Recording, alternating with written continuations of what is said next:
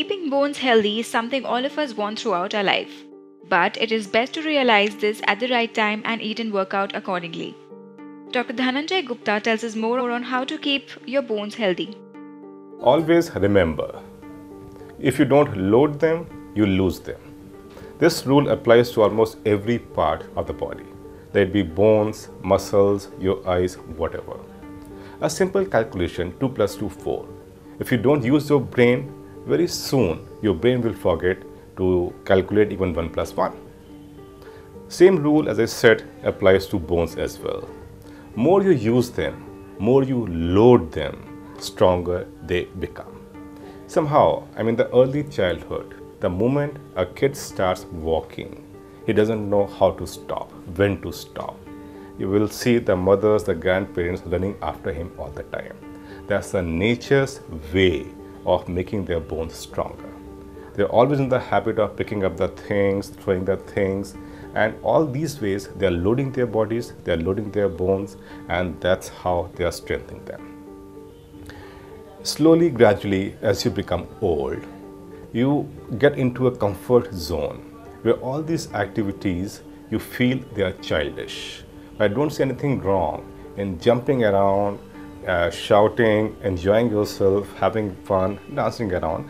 See, these activities, they don't have to do much with your intellectual growth. They're also important for their physical growth as well. So physical activity, loading of bones is the most important factor for the general health of your bones. The second part I would like to emphasize upon is the nutrition. A good nutrition is equally important for the general health. Now the bones, they have to have good calcium. The calcium supplementation is a big issue. The general thumb rule is the kids, rather all those people who are in the growing age, then they should have at least 1 gram of calcium per day. Pregnant ladies and the lactating mothers, they should also have 1 to 1.5 gram of calcium per day. As we age, the nutrition is not that important, but then again, you need to maintain a calcium balance in your body. So the regular intake of calcium, again, in the form of diet, you cannot really go on with the diet supplementation because your absorption capacity comes down, it decreases. So you have to go for calcium supplementation in the later age group.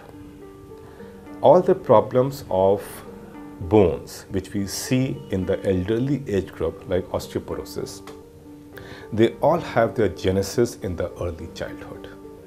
You may feel that osteoporosis is something which belongs to an old age, but in fact, this is something which has its roots in the early age. There's a concept called peak bone mass. The peak bone mass is defined by your genetic constitution of the bones and of the body. This can be achieved only in the growing age. That simply means the maximum density the bones can achieve ever in your lifetime.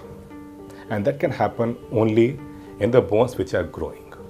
So if you are active, into sports, having a very good nutrition, only then you can hope to achieve that peak bone mass. Now, when you grow up, become old, your hormones have dried up, there is post-menopausal stage, your testosterone levels, they have shrunk down, then this peak bone mass starts getting depleted slowly, gradually. That means higher your peak bone mass, later is the osteoporosis going to set in.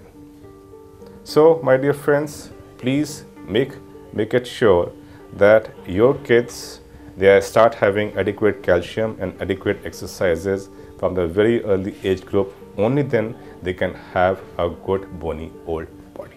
For more on bones and ligaments, log on to onlymyhealth.com.